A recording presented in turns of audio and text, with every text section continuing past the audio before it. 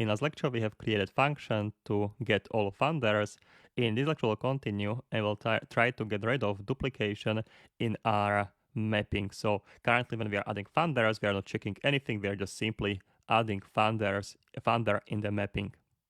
All right, so let's start. And the first thing, open Ganache, please. And you could see that in the previous lecture, I have here some duplication of a contract of a storage, and it was saying here address not deployed. If you had a similar issue, you can resolve it by clicking here on this option button on the top right side.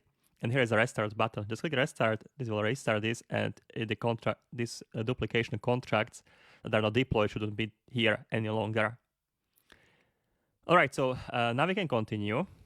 Let's get back here in Visual Studio, and when we want to keep track, when we don't want to create duplications, I'll just simply change the structure of the mapping. Rather than keeping track here of uints and addresses, I will change it to address key, and the value will be Boolean.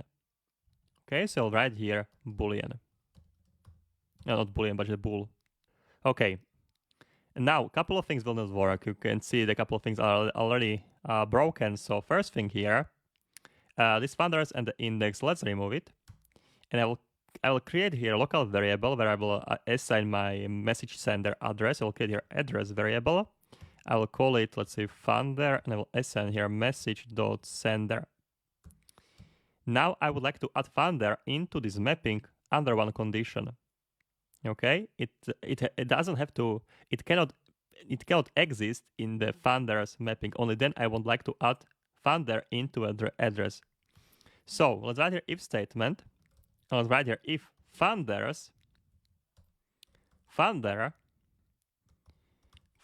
doesn't exist. Okay, and here I'm checking that it exists. So I will write here exclamation mark in the front.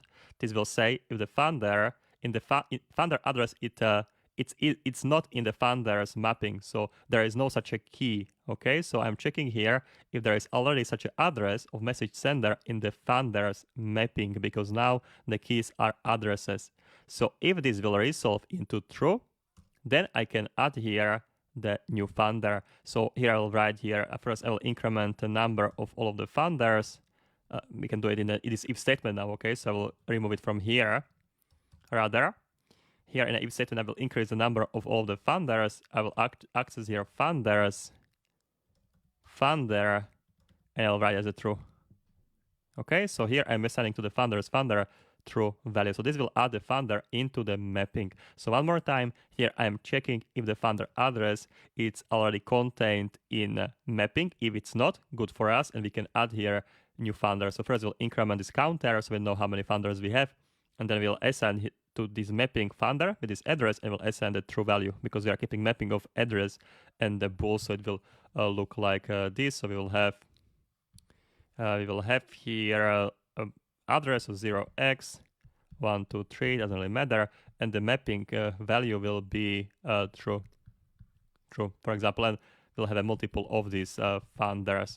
And if there is no such a funder, so we are checking here for a funder address, but there is no such a funder, this will resolve into false. So it will be adding the funder with this address to the mapping.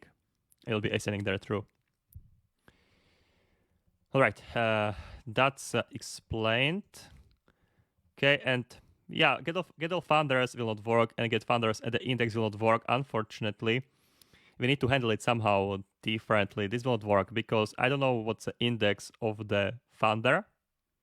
Okay, I can just simply retrieve it very, very simply. I need to actually know at where is my funder store. So that's definitely problem here. Because if I would like to access my funder at some specific address, I would just retrieve basically bool here. Like, okay, so that could be an issue, but this way will not create at least duplications. So for now, what I will do, I will simply remove these two functions.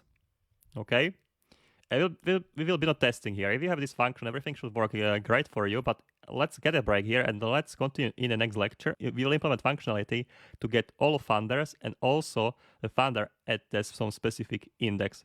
Well, guys, so that's gonna be it, and I hope to see you in the next one. Cheers.